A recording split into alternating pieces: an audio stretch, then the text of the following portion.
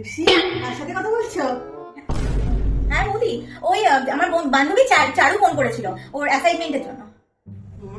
চারু না চারুর দাদা চপল? হ্যাঁ, আরে বৌদি, চারুর সাথেই কথা বলছিলাম আমি। এখন বৌদির থেকেও লোকাবে বয়ফ্রেন্ড, তাই না? আরে না না, কোনো বয়ফ্রেন্ড নয়।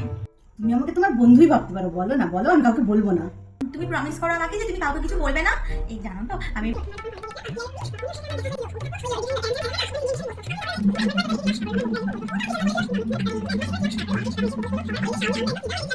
আরে প্রমিস, কিছু বলবো না কাউকে।